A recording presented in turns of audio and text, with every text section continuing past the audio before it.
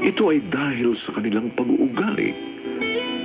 Mga kaibigan, narito at ating pakinggan ang naging karanasan ni Loida sa ating dunang sa kanyang panahon.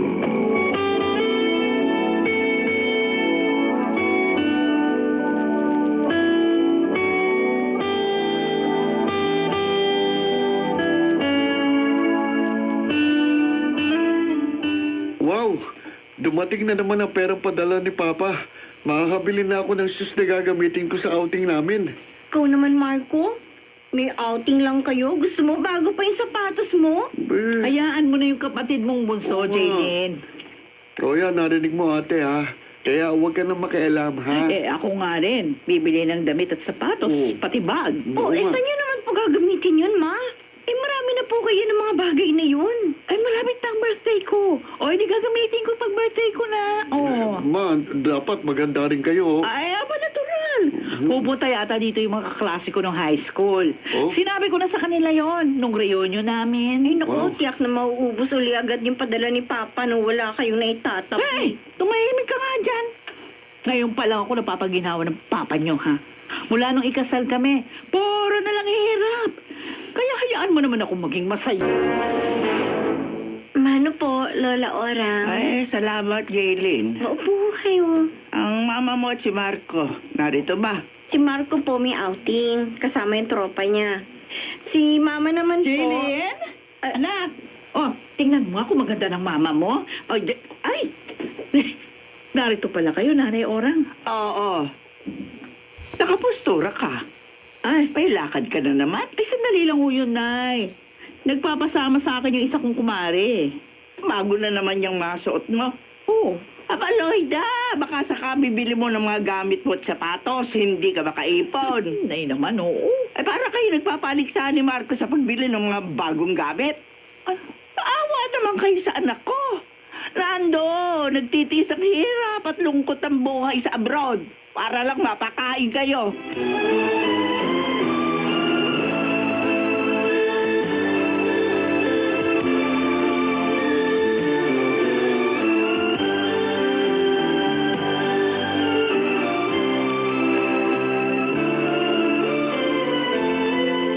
Tumawag si Papa. Oh, bakit hindi mo ibinigay sa akin ng cellphone? May hingin pa naman sana ako sa kanya. Kanina yun. Habang nasa lakwatsa ka. Sa halip na mag-aral ng mabuti. Si Mama naman, kasama ng mga kaibigan niya, ang gastadora. Ang dami mo nang sinabi. Para ka si Lola Orang, mabunganga. Kaya tuloy, naiinis sa kanya si Mama eh. Tama lang naman si Lola ah. Ha?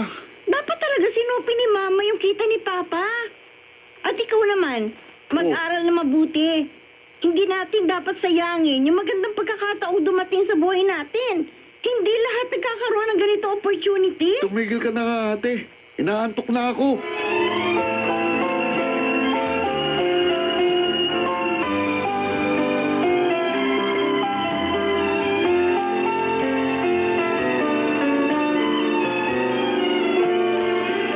Ano?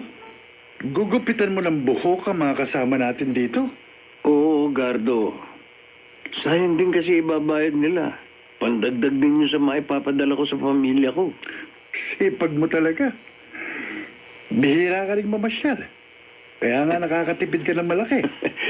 Gusto kong makapagpadala ng malaking halaga kay Loida. Para naman mabili nila ang mga gusto nila. Gusto ko sila mapasaya. Ibang klase ka talaga, Ariel. Sana, pahalagahan ng misis mo ang mga pagsisikap mo. Para hindi kayo matulad sa ibang OFW na mahirap pa rin kahit maraming beses nang nakapag-abroad.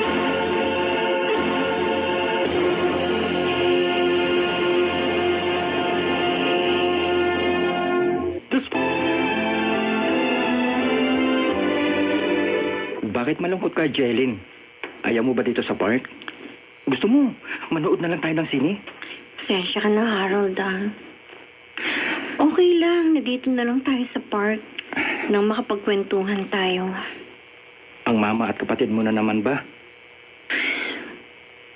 Oo. tuloy pa rin kasi sila sa paggastos na walang kapararapan. Para bang hindi sila mauubusan ng pera. Naawa na ako kay Papa. Hindi sabihin mo kay Mang Ariel ang mga nangyayari. Parang masabihan niya si Aling Loida. Alam lahat ni Papa. Sinasabi ni Lola. Masyado lang mabait si Papa. Ayaw niyang masaktan ng damdamin ni Mama. Kaya hindi na siya kumikipo.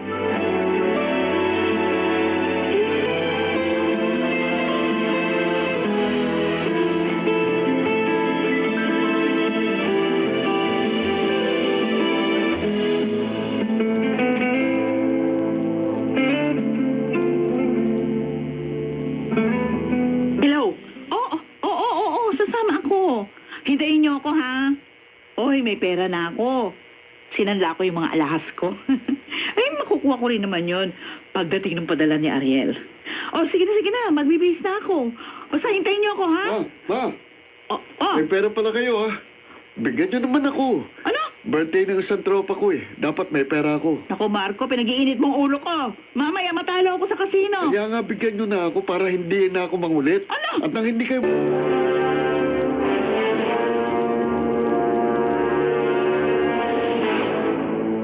Buti naman at narito ka, Loida. Makapag-uusap tayo na masinsinan. Teka ho. Bakit parang galit kayo? Talagang galit ako. Dahil nabalitaan ko, nagkakasino ka na. Oh. Loida, hindi ka naman mayaman. Bakit mo pinapasok ang ganyang bisyo? Sino bang dalahira nagsabi sa inyo niyan? Sasampalin ko, sinungaling. Ay, sige, gawin mo. Sampalin mo yung pinagsandaan mo ng mga alahas mo. Oh. O ano, napahiya ka. Loida naman, maawa ka naman sa anak ko. Hindi biro ang hirap niya doon sa ibayong dagat. Huwag ka namang magpasarap lang dito. Huwag mo lustayin ang kanyang kinikita.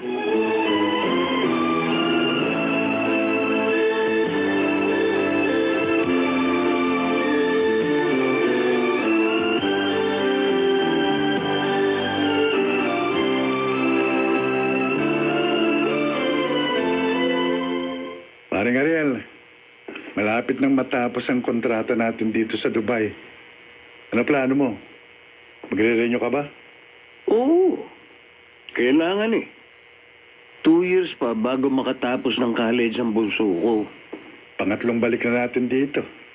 Wala pa ba kayong ipon? Nakakahiya man sabihin.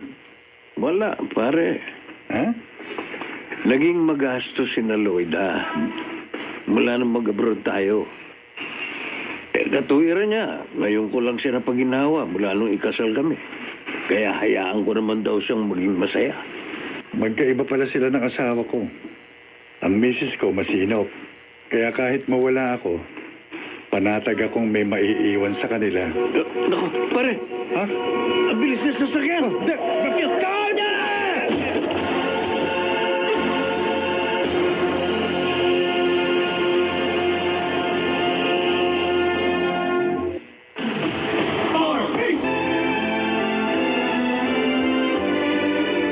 Loida. Ariel? Bakit hindi mo sinabing uuwi ka? At saka bakit nang wheelchair ka? Bakit ano nangyari? Nadisgrasya kami ni Paring Gardo. Ha? Sinagasahan kami ng isang lasing habang naglalakad kami. Ano? Salamat na nga lang at nabuhay pa ako. Di tulad ni Paring Gardo na napuruhan at namatay. Ay, Diyos ko. Tingga lang, hindi na ako makapag-abroad pa.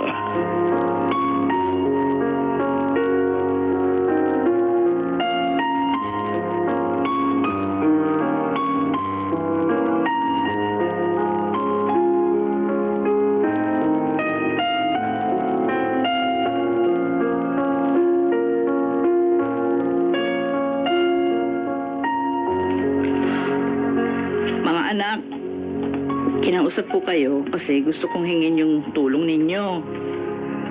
Alam nyo naman, na dito na uli ang inyong papa. At dahil sa kanyang natamong kapansanan, dahil doon sa aksidente sa Dubai, Hindi na siya maaaring makapag-abroad pa.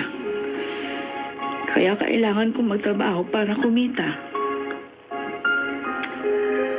Ano pong balak niyo, Ma? Magbubukas ako ng karinderya. Total, marunong naman ako magluto. Okay po yun. Sige po, tutulong po ako sa inyo pag wala po akong pasok sa office. Ma, bakit kailangan niyo pang gawin yun? Di ba may dala naman pera si Papa galing doon sa amo niya at sa nakadisgrasya sa kanya? Hindi natin dapat hayaang maubos yon, Marco. Baka hindi ka makatapos ng iyong kurso. Sa bagay, 2 years pa bago ako makatapos ng architecture. Kaya nga, kailangan natin magtipid at tumulong kay Mama. Buti nga kahit papano. May naiuwing pera ang papa ninyo. Kung wala, ewan ko kung paano tayo. Dahil wala akong ipon. Inubos namin ni Marco sa walang kapararakan na bagay. Yung perang pinapadala niya. Pero salamat pa rin sa Diyos. Dahil nakauwi rito ng buhay ang inyong papa. May pagkakataon akong ituin ang aking pagkakamali. Huwag sanang itapo ng tao ang bawat magandang pagkakataong dumarating sa kanyang buhay upang siya'y lubos ng lumaya sa kasalatan ng buhay sa kanyang panahon.